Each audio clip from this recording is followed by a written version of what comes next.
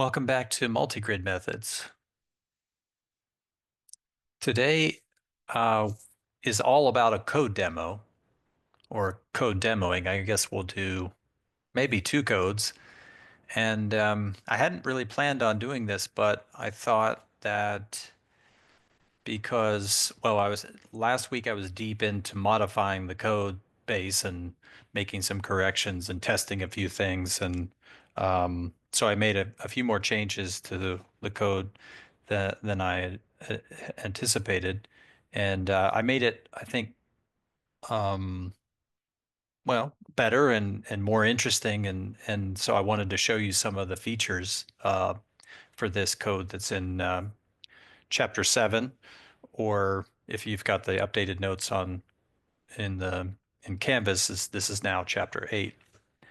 So if you follow along in the slides, or if you had those available, I'm going to reference those in a little bit as well. Slides from the last chapter, so from chapter 7, or I would say the old chapter 7, where we were talking a lot about how we formulate the the problem whenever we have variable diffusivity. And then we talked about uh, how we do multigrid and how we um, transfer the diffusion coefficient from the fine grid down to the coarse grid, how we do things like smoothing and some various other things. The restriction and prolongation steps are the same as they were before, and so those don't change. Those are the same as in the constant diffusion case. One of the big points was that we showed that if we did this diffusion restriction or restriction of our diffusion coefficient in the proper way into the from the fine to the coarse subspace, then we could show that our multigrid method satisfied a modified Galerkin condition, the so-called, actually, what did I call that? The name is escaping me. So property G3, essentially, imbalance Galerkin condition. That's the name that I came up for it or came up with. So we said if you do this in a certain way, then the imbalance Galerkin condition holds, and so the hope is then that we could extend our theory of multigrid to prove the convergence, even in this case where we have non-constant diffusivity. So that was all a kind of theoretical buildup. We didn't talk yet about the non-constant case in the code base, and so I want to talk about that today.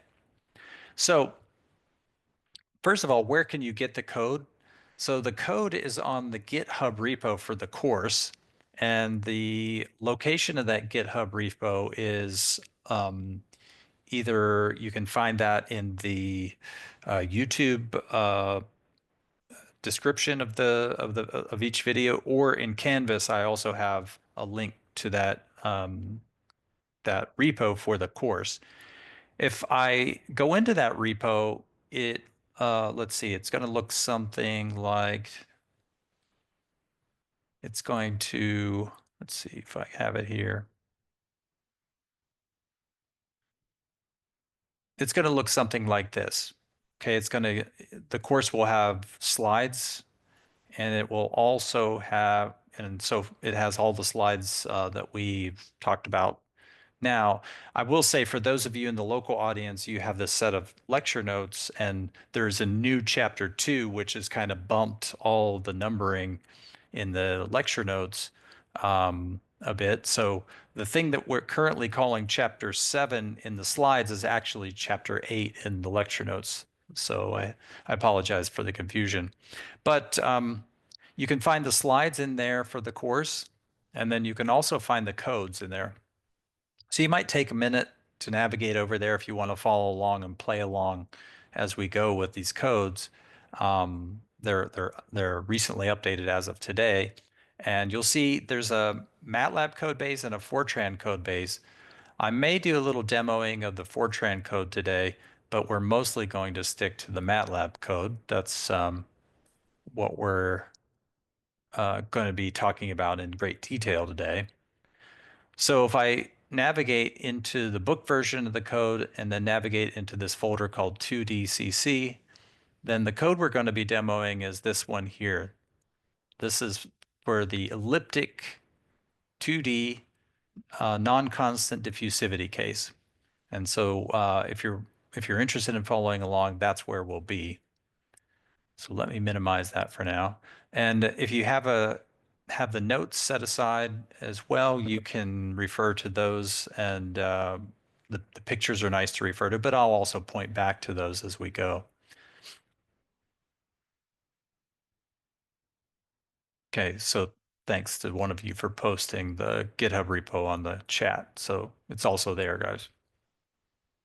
All right, so if I navigate into the folder that has that MATLAB code, I can do that by, you know, using the Finder in my Mac OS, or the Windows File Explorer in Windows 11, 10, whatever flavor you're using.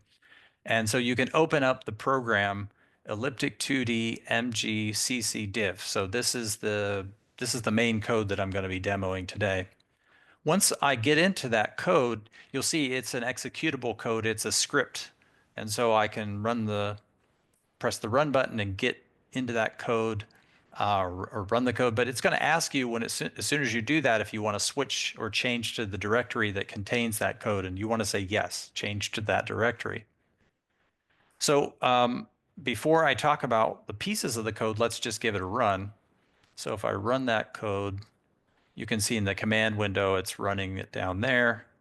And then it produces some sort of figures here. So the top figure is the error analysis. So remember, for these codes, I'm generally speaking computing errors in three different ways. I've set things up so that I actually have the exact solution. This is not a standard thing, because if you had the exact solution, why would you be solving the problem in the first place? So I'm setting things up so I know the exact algebraic solution for my problem, and that's and therefore I know the exact algebraic error for my problem. That's demonstrated with this line here. And so I'm solving until I get that error below the amount 10 to the minus 10 in some norm. I could also use what's called the correction error, this thing in red, or I could use the so-called residual, this thing that's in the diamond. Okay, so the residual is, I can calculate a residual for a finite difference operator and for a grid function, more or less the same way I can compute a residual for a matrix vector system. And so we'll review that. But once I get that residual grid function, then I can compute the error of that residual, and that's what's used to produce this diamond error here. Okay. And so the one I'm using, notice that they all contract at about the same rate of contraction. The only thing that's different in this log linear scale is that the initial, they're contracting at the same, more or less the same geometric rate. It's just their initial values are different. So if I set their initial values to be the same, and we know that they contract at the same rate, then they would produce the same error estimate. As it is, we say qualitatively they produce the same error estimate because they're contracting at exactly the same rate.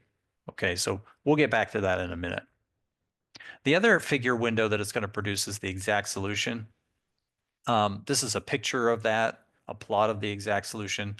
For our purposes, this is much less important to know what the exact solution looks like, but if you want, you can play around with that and see what that looks like by using this manipulator tool here. I'm going to close those down for now. And now we're going to focus on the code. So the code is in this sort of editor window here, which comes up as a tab. The more programs or the functions that I open, the more tabs open. So for example, the first thing we're going to open is, in addition to this main script, is this thing called the finite difference operator. So this code is going to be the first subordinate piece of code that I'm going to compute for my simulation. So I'll keep that open for now. All right, so the other thing, well, let's get into this code base and or this driver. So this is the code which calls or initiates the calling of all other codes. So that's why we call it a driver. And you can see I've got a little description here what this code is doing. It's solving this 2D elliptic equation minus the divergence of d grad u plus some constant coefficient RC. I called that RC for reaction coefficient because I didn't have a better name for it, times U equals F. So what's given in the problem? What's given in the problem here are this diffusion coefficient, this reaction coefficient, and then this forcing function F. And the thing you have to find in this problem is the true solution U. Okay, so that appears here and here. So it's a linear equation. We call it an elliptic equation because it's not exactly a Poisson equation. Poisson equation would be the case where RC was exactly equal to 0. Um, and the other thing that changes it from a standard Poisson equation is we're going to allow the boundary conditions to be different. So we have three choices for our boundary conditions. So we could choose homogeneous Dirichlet, which is the one that's usually commonly associated with the standard Poisson equation. Or they could be homogeneous Neumann or periodic. So those are the three types of boundary conditions that are possible in this code. Now, this is the PDE that we're solving in 2D, and we're solving it on a square domain, which I probably should have said in the description here. The discretization is accomplished using the cell-centered finite difference method as usual. And the cell-centered multigrid method that we talked about in this section or this chapter is what we're going to use as the solver. So that's just a little bit about the code.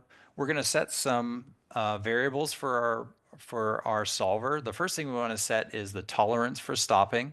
So we saw in the previous, or when I showed those figure windows, that the stopping tolerance for the true error was 10 to the minus 10, and that's set here with this value of this parameter called tol.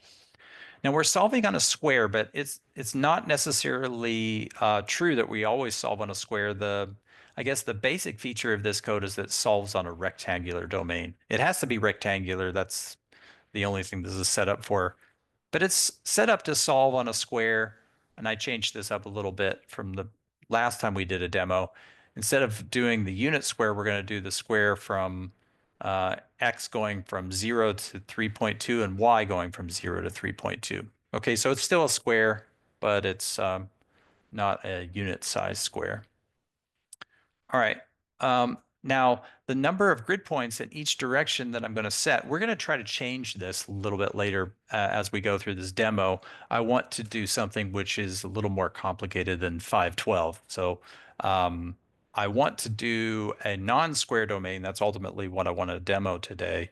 And I don't know if it's going to work. So we're going to see together if it gives us a bug or something like that. But I'll show you how to break this code and modify it and play with it and see, kick the tires around. For now, we're going to solve on a square with a grid size, which is 512 points in one direction, the x direction, and 512 points in the y direction. And we're going to use L equal 9 for the finest level. So remember, our levels run from 0 to 1 to 2 up to capital L. So the lowest level, what we sometimes call the root level, is actually level 0. And the finest level is, in this case, 9. So this means we actually have 10 multigrid levels that we're operating on, 10 total multigrid levels. We're going to do a P cycle of 1, so that means a standard V cycle. P cycle of 2 means the standard W cycle. And then I would say P greater than 2 is still called a W cycle, but I would call that a kind of specialized W cycle. We're going to use M1 equals 3 pre-smoothing steps and M2 equals 3 post-smoothing steps. And we're going to use omega equals 0.8 in our smoothing or our smoother. The smoother that we're going to use for this simulation is the quasi-damped Jacobi method. And so that's coded up in this piece of code, or this function here, which we'll talk about in a moment. So that's the smoother we're going to use. And remember, the damped Jacobi and quasi-damped Jacobi require this omega parameter, which kind of interpolates between the latest value that we've just computed and the old value of u. And so that's called a damping parameter, or I guess it's a little bit hard for me to say why it's called I don't know why exactly it's called a damping parameter. Maybe best called a homotopy parameter or something like that. But in any case, that's the parameter that we've been using all along for our damped Jacobi method. So that's going to be 0.8. But remember, we said that basically anywhere from 0.5 to 2/3, anything in that range tends to seem to work pretty well. So we'll test that out. We'll play with that and see if we can break it. Kmax is the number, or the maximum number of multigrid iterations that I want to do. So hopefully everything's going to converge in 10 iterations or less or something like that. But we can play around with the number of iterations by making it larger or smaller as needed. So our reaction coefficient in this case is going to be 2.0. That's the coefficient here. So this coefficient, generally speaking, has to be positive for our multigrid method to work. However, we could set it equal to 0, and actually we can derive or rederive the Poisson equation from this elliptic equation by setting that to 0. But then we have to do something special with the boundary conditions in order to guarantee that we have solvability. So we can't always just use homogeneous Neumann or periodic. We may have to use the Dirichlet, or we may have to put some other conditions on the solution of the problem in order to get a unique one in the case that we want to use homogeneous Neumann or periodic. It is possible. This is some code that checks to make sure that I've set up my refinement procedure properly. So for example, I've said that I have 512 mesh points in each direction, and I've said that I can basically coarsen that 9 times. So these two numbers have to be divisible by 2 to the 9th power. In other words, they both have to be divisible by 512 and leave a remainder, and leave a 0 remainder actually. So if they're not divisible by 512, and if clearly here they are, if they're not, though, we're going to throw up an error with this little check here. It's going to make sure that I've set things up so that I have the proper number of grids. Now I'm going to use what's called a structure, or a is this a structure?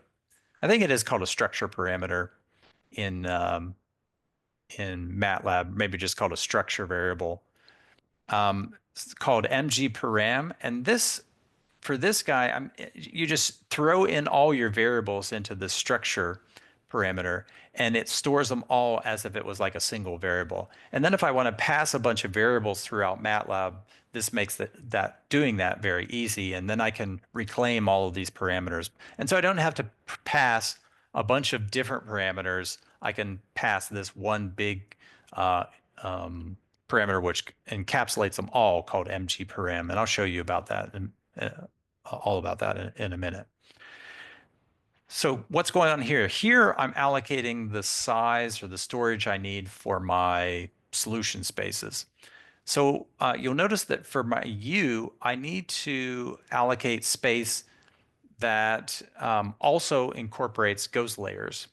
Okay, so ghost layers are important because those are how I'm going to keep track of my boundary conditions. And it turns out that in the cell-centered finite difference methodology, it's much easier if I keep the ghost layers around rather than eliminate the degrees of freedom associated to the ghost points, which I could do, but it doesn't help it certainly doesn't help the speed of my algorithm.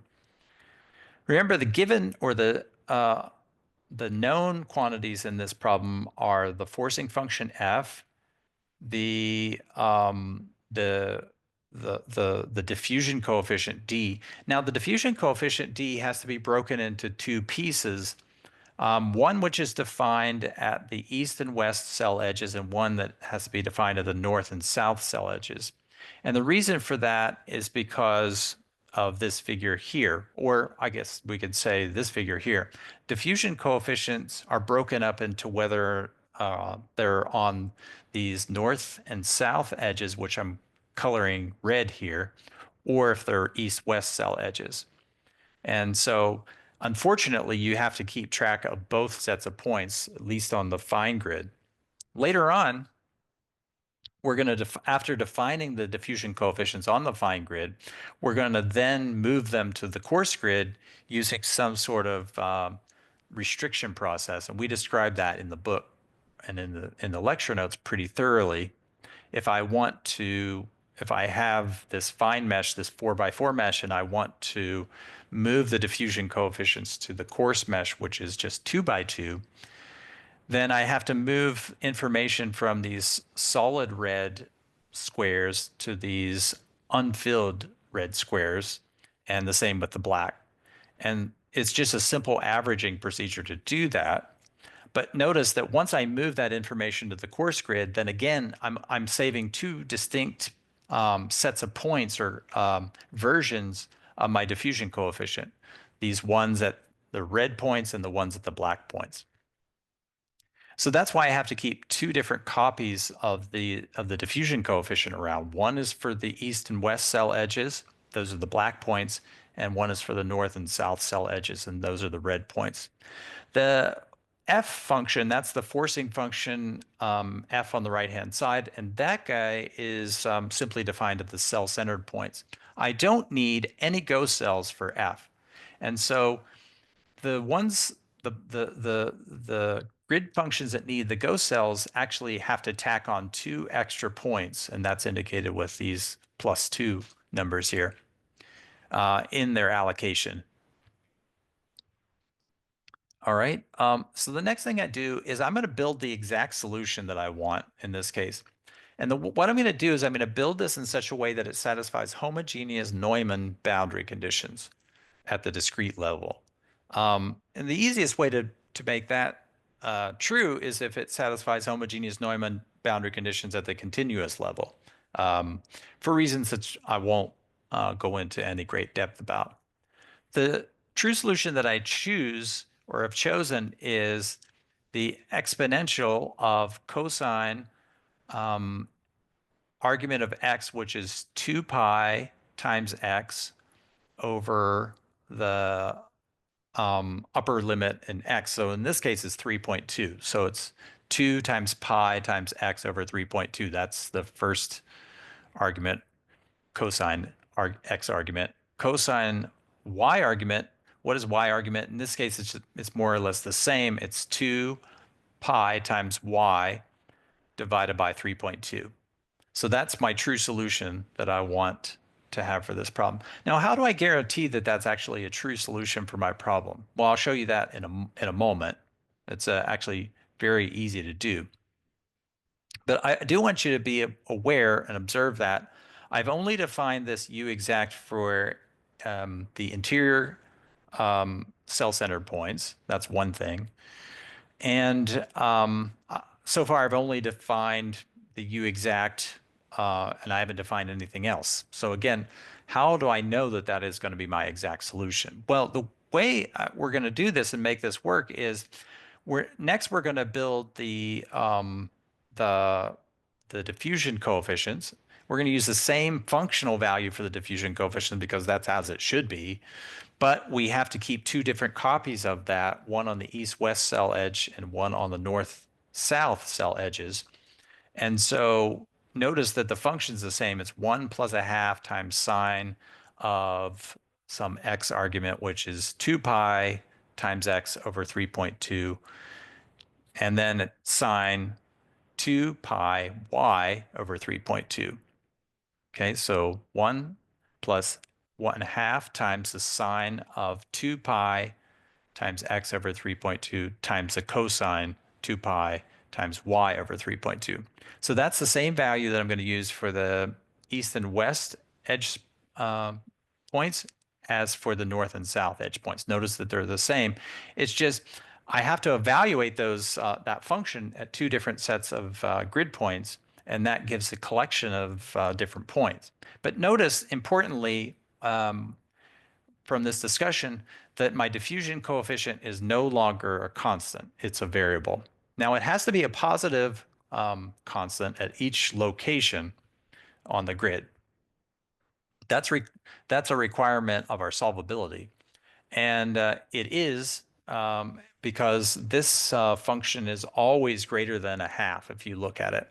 So if I take the sine and cosine, multiply them together, x argument and y argument, and then take or multiply by 1/2, then the upper and lower limits of that function are plus 1/2 to minus 1/2. So that means the lowest value that this guy can be is 1 minus 1/2. So this diffusion constant is greater than 1/2 everywhere. And it's always less than 1.5 or 3/2 everywhere, based on the fact that I know the constraints on this function, the upper and lower limits. Well, now once I've established what I want for my exact solution to be and what are the diffusion coefficients. And I also am going to need to know my reaction coefficient, which goes in this parameter here, mg/param. Then I know everything about the problem. I know everything about the finite difference operator. So all I have to do is set f to be the result of my finite difference operator when I operate on the exact solution. And that sets up f to be the exact solution for the problem. Okay. Now I will say it's the exact algebraic solution, not the exact solution for my PDE. That's a very important distinction. Now, right now, I've set up my problem so that everything gets zeroed out at the beginning. That's how I'm allocating storage. And then what I do is I overwrite the storage locations. So for example, I set allocate storage for D, E, W, and D and S, and then I immediately overwrite those values. That's fine. So it's always good to allocate or pre-allocate storage for all your variables or your array variables in MATLAB. But that's what I'm doing. So U I'm allocating importantly as 0. I'm just zeroing it out. So actually that's going to be the initial guess that I throw to my multigrid solver for this problem. So U is just going to be 0 to start with. However, I could modify that. I could set U to be a bunch of random values. That's also a possibility. It doesn't matter what you choose. We can prove that our multigrid method always converges no matter what initial condition we put in there, which is kind of a remarkable fact. I don't have to put a good initial condition in there for things to work. Any initial condition, whatever you want, is going to work, and method will converge and give you the exact solution. Well, a good approximation of the exact solution. So that's the problem setup. I've set my my solution. I've set my initial approximation. That's just 0. I've set f. F is my forcing function for this problem. Now that's the thing that you usually know in your problem to begin with. You usually only know f, and you know d, your diffusion coefficient, and you know your reaction coefficient and the size of the problem. You don't really always, well, you don't really ever in practice know your exact solution. So this is kind of a toy problem in that sense. And I can explain to you a little later, especially if you remind me, what you do if you how you modify this code if you don't know the exact solution. Then we can talk about that. All right, so now that I've set the problem up, let me explain before we go into the solver component what else is going on in this main driver. So the solver is here, and so we've got the tick and the talk set before and after calling the multigrid solver, and that's going to tell us the amount of execution time or the time that it takes to solve the problem given all the other parameters in the problem set up. Um, it doesn't take into consideration the initialization process and how fast it takes to initialize variables. It only cares about the exact time it takes to get a good approximation of our solution. And then what we do after that is we're going to plot the solution and make it look nice and dress it all up. And that is taken care of in the rest of the code, which for the most part, we're not going to address in the class today. So we've already discussed how to set up F to be the exact solution. Let's have a look at that FD operator. So remember, what goes into it is, in this case, the exact solution, the exact algebraic solution we're looking for, the coefficient, the diffusion coefficients, the size of the mesh, for example, and then any other mesh parameters that we might need. Really, the only other thing we're going to need is the reaction coefficient in here.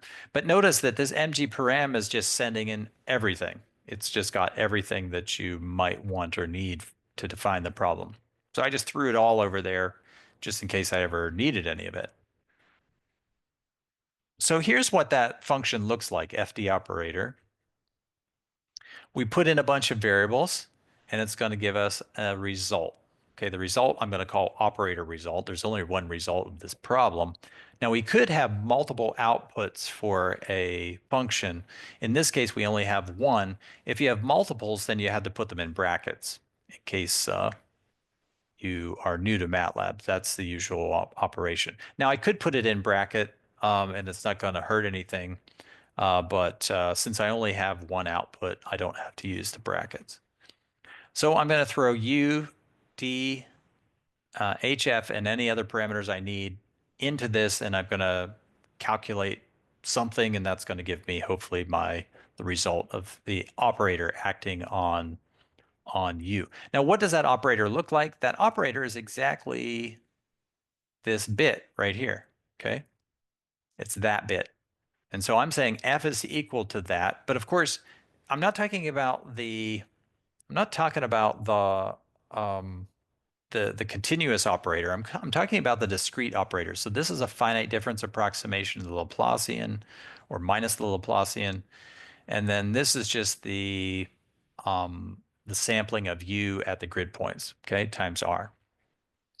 If I compute that finite difference operator for the true solution that I'm throwing in there and calling the true solution, then the thing I get out on the F, that forcing function is kind of a special forcing function. So as I said, the operator looks like that. So the structure, we should be able to pick out the structure of this in the definition of this finite difference operator. Let's see if we can do it. Well, what I'm going to do is I'm going to break this into two steps. Let's have a look at this operator one more time. Right? This is a divergence of a gradient. Well, this is the gradient is a vector. And what I mean by this is I'm going to multiply the east-west cell edge times the x gradient. And I'm going to multiply the north-south cell edge variable times the gradient in the u direction. But those gradients in the x and the y directions, those are going to be calculated using finite differences. And you remember how we did this in the lecture notes. So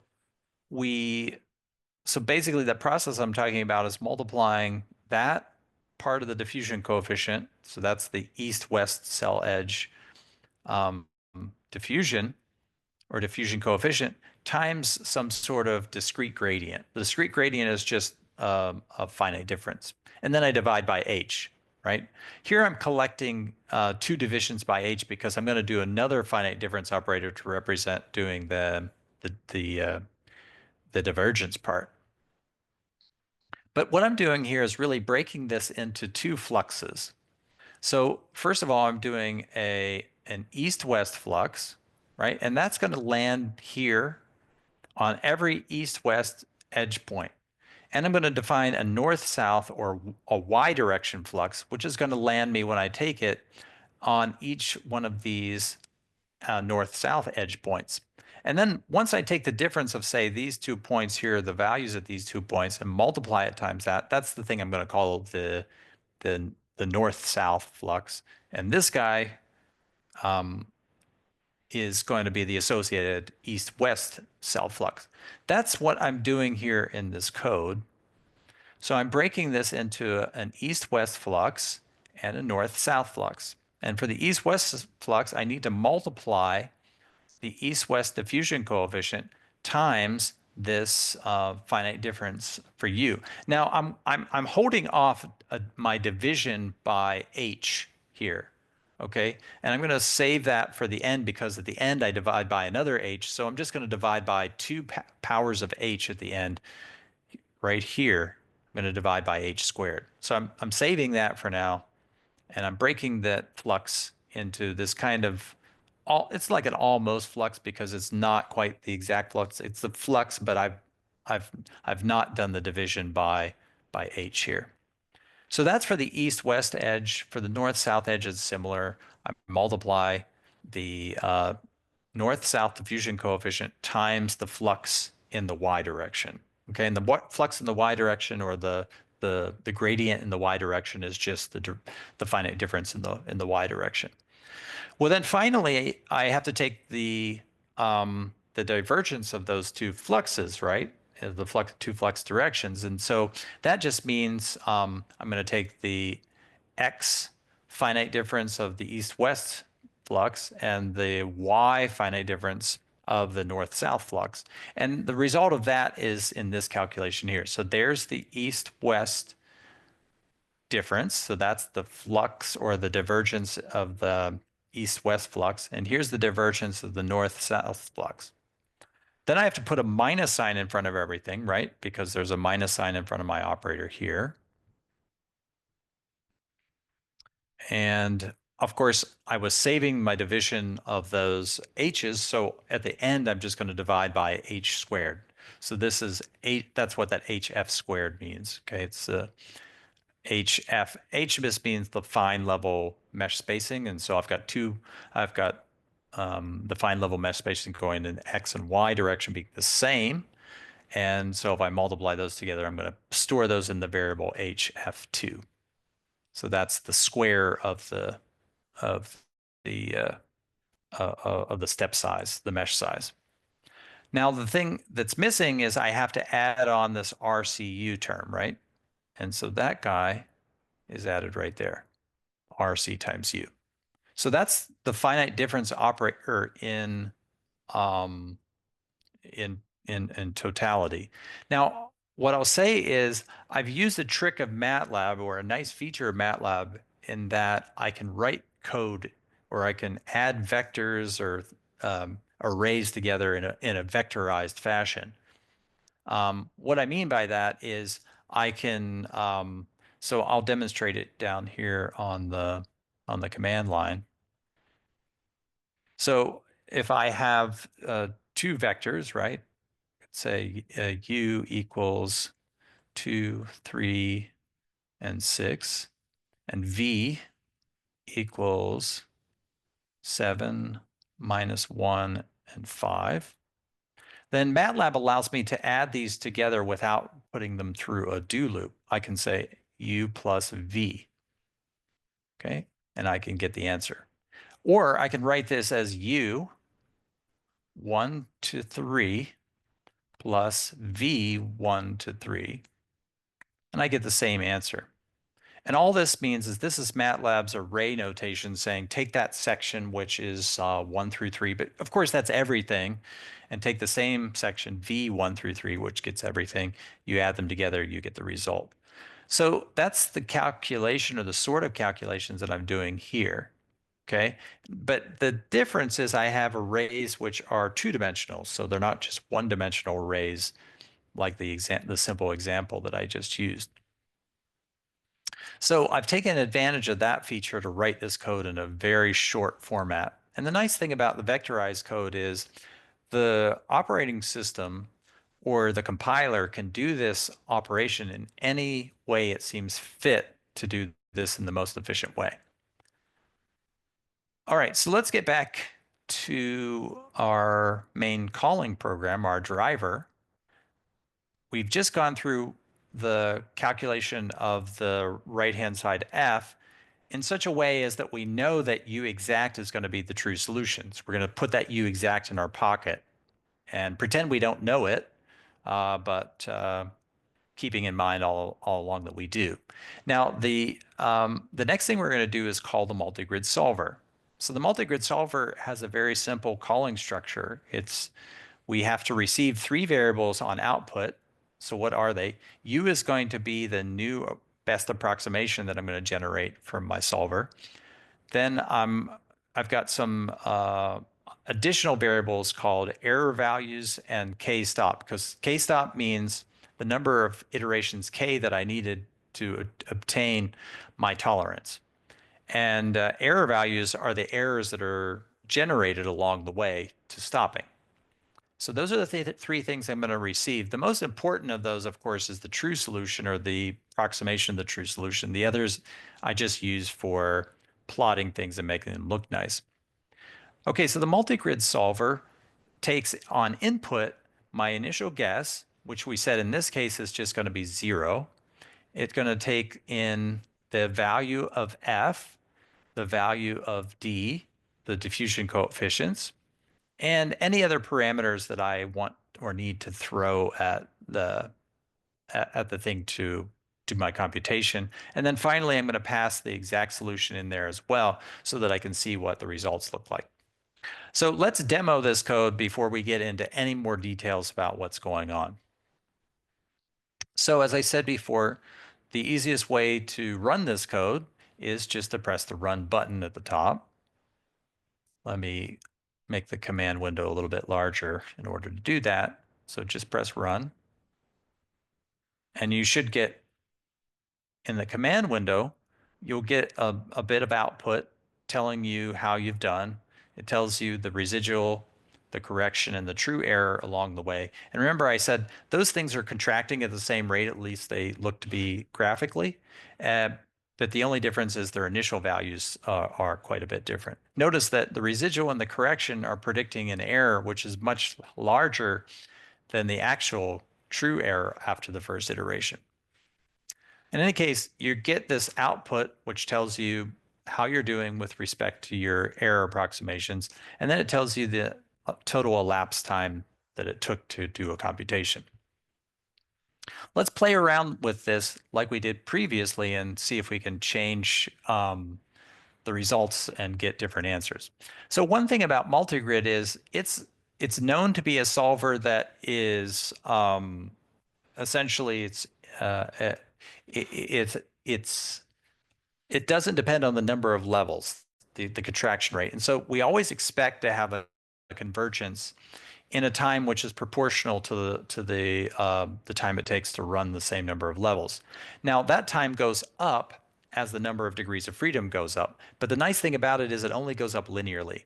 So we call multigrid an optimally efficient algorithm because it only goes up in the complexity of the solver as the order of the number of unknowns goes up. So in this case, the number of unknowns here are 512 in X direction and 512 in the Y direction. I don't add those unknowns. I have to multiply them together. So let's see, how many unknowns is that? 512 squared. That's 262,144 unknowns. And we saw that it takes 0.34 seconds to solve that. Now, if I increase this by a factor of 2, go to 1024. If I want to do that, then I'm going to raise my number of levels to 10 because I want this to be, I want to use the maximum value of L that I can use in such a way that it's still consistent. I have to check that consistency. I have to make sure that this number and this number are both divisible by 2 to the capital L power. 2 to the capital L is 10 to the 24, as you can check. Oops, I want to do 2 to the 10. 1024, right? So I just have to make sure that these two numbers are always divisible by 2 to the capital L power. And I want to make that, I want to find the maximal value of L such that that's always true, and that's the value of L that I want to use. Well, let's see how much time it takes for this guy to run. So I claim this 0.86 seconds is about 4 times larger than in time than the last one. That's because we're taking the same number of iterations to reach the convergence, but the number of degrees of freedom has gone up by 4 times. That's because it's doubled in the x direction and doubled in the y direction. And we can keep checking this if we go to 2048,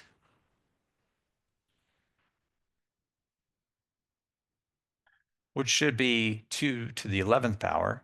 We should see this number go up by roughly, I'm going to copy it, by 4 times, right? So this should be something like 3.2 seconds or 3.3 seconds, as long as the number of iterations are the same. Okay, so the number of iterations to get completion is 8, and so the elapsed time is 3.6 seconds, so roughly 3 times, or roughly 4 times the value that we said before.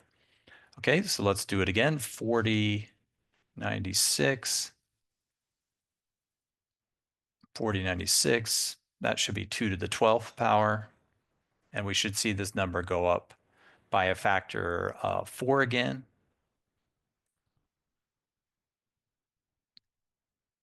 As long as the number of iterations are the same. So in this case, we said the number of iterations was 8. Previously, it should be 8 again this time, I think. Yeah, there we go. And again, so I had the last amount of time copied, so this should be roughly 4 times that. So 4 times that. It's a little more than 4. If I run this a couple times, we'll see that it gets closer to that number, I think. Hope I'm not wrong.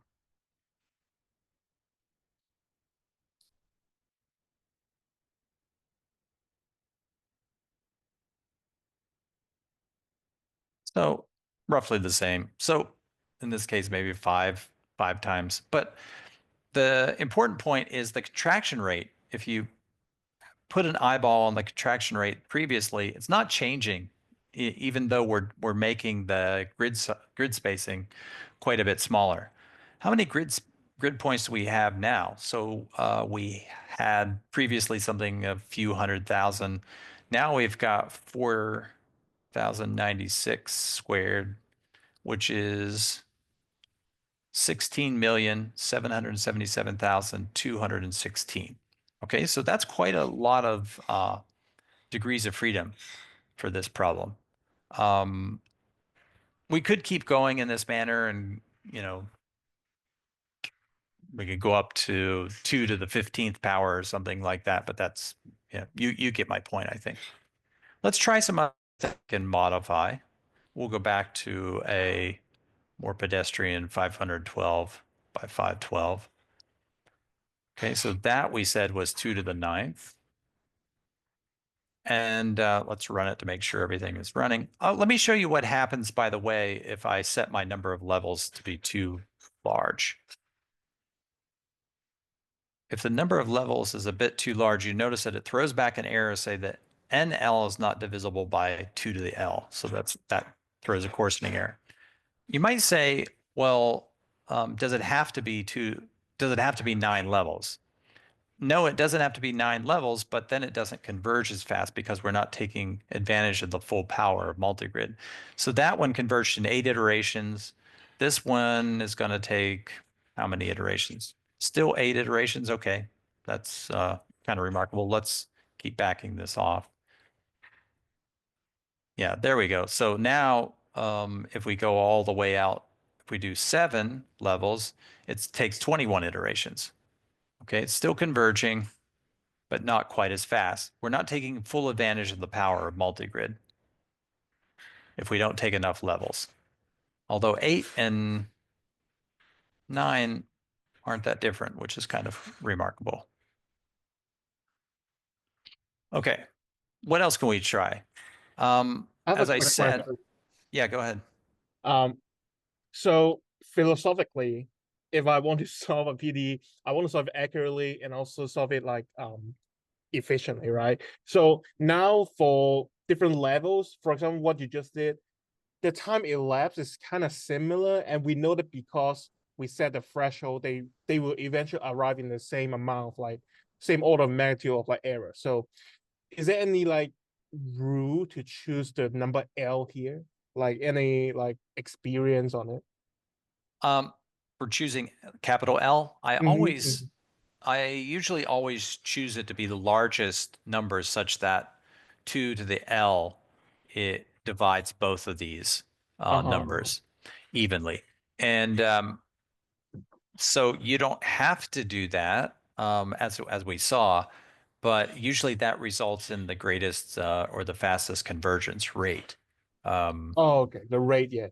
yeah, the best contraction. Although we saw in the previous example that wasn't exactly the case because L equals 8 also works.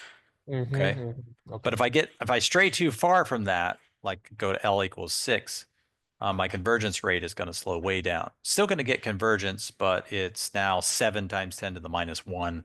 That contraction is a lot less impressive than the one I get whenever I set.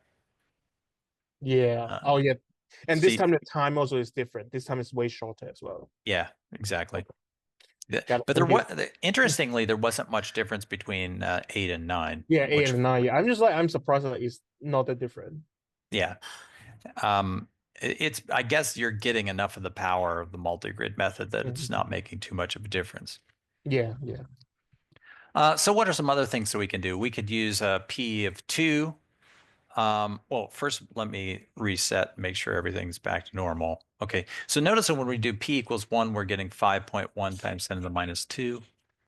If we do a W cycle, we should get a speed up of that guy, but it takes more iterations. So we do get a speed up. It's 1.7 times 10 to the minus 2. Okay.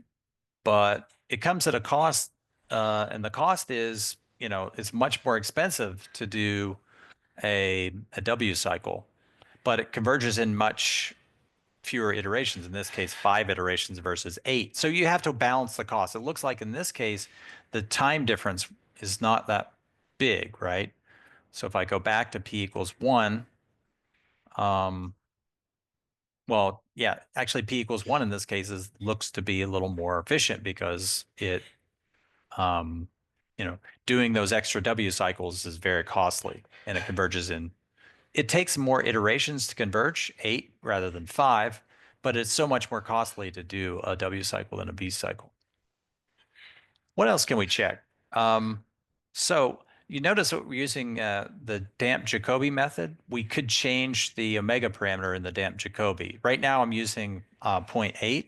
Let's see what we get when we use 0.5. So with zero point 0.8, we were getting, um, let's go back to baseline. For zero point 0.8, we were getting a contraction of 5 times 10 to the minus 2. What happens if we use different values of omega? Should still converge with omega equals zero point 0.5. And experience tells us that because we know that that's kind of like the Richardson smoother. But you can see that the convergence rate is way down. Okay. Let's try 2/3, right? Because that was one where we had some data to say that 2/3 was kind of optimal in some sense. Um, that one pretty good, 7.6 times 10 to the minus 2. Not quite as good as the 5 times 10 to the minus 2 that we're getting with 0.8. So this is 0.66. Let's go to 0.7. Okay, it's getting smaller still. So you can play this game with a true solution. You can just keep changing this until you find the optimal one. So let's go to 0.75. 0.75. Okay, still going down. 0.8. I think for some reason 0.8 appears to be close to the bottom. Let's try 0.81. 0.81 is even smaller still. So you can play this game and try to figure out, how much do I want to adjust that.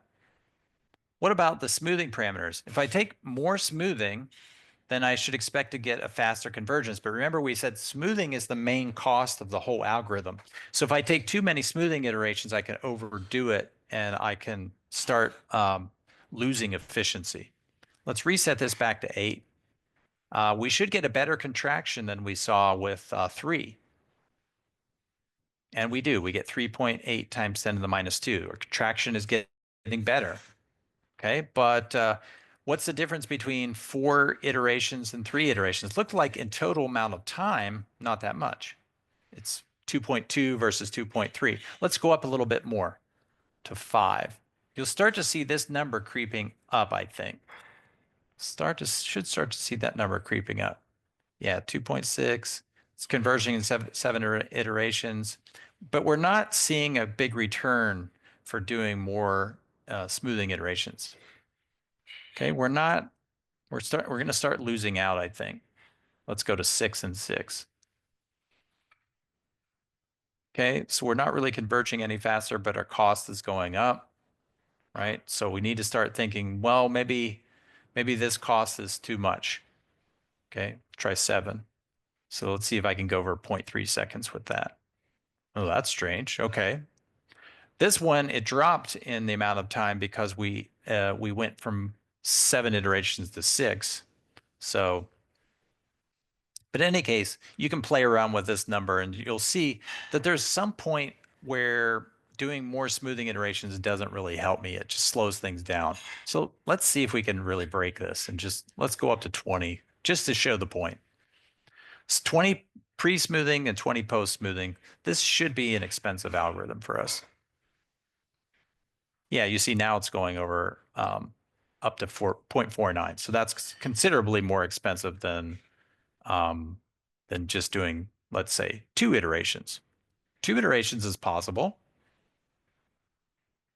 Okay, pretty good convergence rate, not too bad. I think you can even get away with just doing 1 multigrid smoothing pre and post. Let's see, this should converge. Might take a while. No, be able to converge. Interesting. Okay, this is one of those cases where we don't have any theory on it, so it's not necessarily shocking that it doesn't converge. Okay, so let's go back to 3. I am a little surprised, but not completely. All right, so there's our baseline. Okay, so now what I want to do is let's do a different smoother. So for the smooth damp Jacobi, or for the damp quasi Jacobi smoother, all of the details are contained here in the lecture notes. So I have to scroll down a little bit to find those. Yeah, right here. So that's the thing we talked about here. When I demoed the code last time, we were only demoing a Poisson problem with constant diffusion coefficient. So the details really weren't all that impressive because for the constant diffusion case, these 4 numbers simply added up to like 1. And so it's kind of boring. So now we're really using that. We're really using the the damp quasi Jacobi smoother in all of its detail. And so if you're interested in that, then here's all the details in code. Use exactly the same variables as in the notes. So you see Z, Zij, Zij, etc. Okay, and here are the summations of the diffusion coefficients, summations of the diffusion coefficients, all here. Okay. And then once I update all those Z values, then I do this iteration or this where I put these two things together using this damping or this interpolation, or I would call it like a homotopic interpolation between the new value and the old value. And that is done right here. But it's done, everything is done in a vector format. Okay. Everything's done in vector format. So let's change our smoother from the damped quasi-Jacobi to damped quasi-Gauss-Seidel. Okay, so that smoother is here. Um, and it's more or less the same as the Jacobi. It's just that once I do an update, I'm going to immediately use it as my new approximation. Um, and let's play around with the omega parameter in this case and see if I change omega, do I get any faster convergence? First of all, for the baseline here, I'm going to set omega to be 1.0. So this means no damping. How do I select the damp Jacobi smoother? Well, I have to do a little bit more work to do that. I have to crack open the code a little bit. I have to open this thing called the multigrid operator. So let's open that guy up, close these two. So in the multigrid operator, this is where I'm applying multigrid recursively on levels, and I have to select smoothing, um, and I it's the thing that controls where and when the smoothing is done. Well, the smoothing that I have set up is with the damped quasi-Jacobi here. I'm going to change that by uncommenting these lines of code. I'm going to change that to be the damped quasi-Gauss-Seidel method. Okay, so that's all here. And remember this, there's two places where smoothing is called. There's pre-smoothing and post-smoothing. So I have to uncomment and comment appropriately in two locations. So there's my commenting, and here we go. Dr. Wise, Yeah, could you use a different smoother for the pre-smoothing and post-smoothing? yeah, let's try that actually after we're done. I don't see why it wouldn't be possible. Now, whether it's sensible, I don't know. It should work in this case, as long as we have smoothing effects. So let's give that a try. So before we do that, let's try using this. I haven't tested this out yet, so I do want to make sure this works. I haven't tested it today, so I should say I've tested it many times before. All right, so there we go. We get roughly the same convergence rate, right? I guess the damp Jacobi was 5.1 times 10 to the minus 2, and this is 5.8. So actually, damp Jacobi is outperforming Gauss-Seidel, which is kind of unusual, actually. Kind of unusual. Let's see if changing the omega parameter will make any difference. So let's try, first let's start by trying, let's try 0.9. See if this improves the performance at all. Nope, the performance is actually going down, right? So let's go the other way. If see if 1.1 improves. A little bit. It does improve things a little bit. It went from 5.8 to 5.5. Let's keep going. So these are places we don't have any theory about this. So this is just a playground where you're testing things out and seeing if it works. 5.3 works a little better. That's sounds promising. And now it's going back up. So it looks like we've reached our limit. Maybe omega equals 1.2 is maybe the optimal. Not too bad. Okay. And now I also want to point out that in this one, to symmetrize our code, we're making sure that whenever we call it in the pre-smoothing phase, we're going to call it in the forward lexicographic direction. And in the post-smoothing stage, we call it in the backward lexicographic direction. So you can have a look at the code if you're interested and see how it does that swap. It uses what's called a switch case to swap between the forward direction and any other flag that I throw at it. In this case, backward direction gets changed to backward direction. All right, so now let's go to what you suggested. Let's try changing our smoothing tactic so that we only do, or that we do post smoothing. So which one do you want to do first? In the pre-smoothing, do we want to use damp Jacobi and then use Gauss-Seidel in the post? Which one? Anybody want to Make a Sure. suggestion? Jacobi, then GS. Okay, Jacobi, then GS. So then we're going to leave that one. And we're going to, in our experiment, do that, right? So there we go.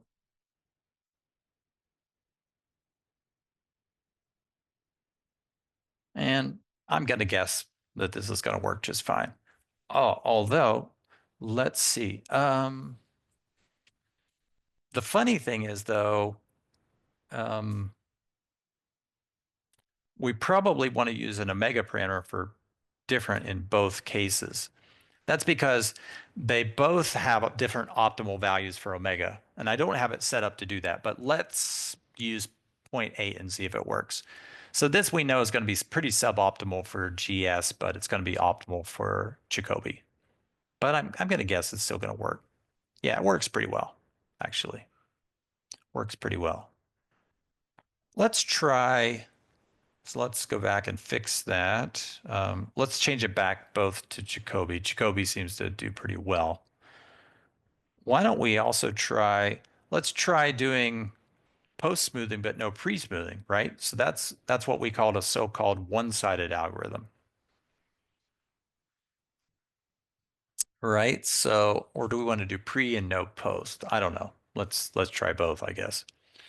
Let's do 0 and 3 and see if this works. Oh, let's go back to baseline. Back to baseline. Okay, there's our baseline. Everything's working. So let's do no pre-smoothing and only post-smoothing. Let's see if that works. Cool, still works, right?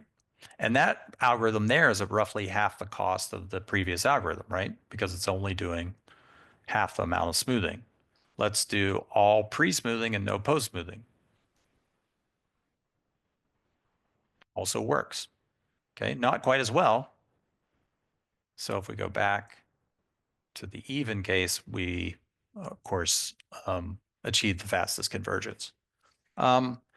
I did want to touch on one thing. So where is, let's see. Now we remember I said we had to do a restriction operation on the diffusion coefficients. The diffusivities have to get modified at the coarse grid in a special way. That code is very efficiently done also in vector format in this piece of code here. And the picture for that is this picture right here. Okay, so I'm not going to go through this in any kind of detail. I just wanted to show you that this operation looks fairly complicated and fairly expensive. It's actually not. It can be done in a very efficient piece of code.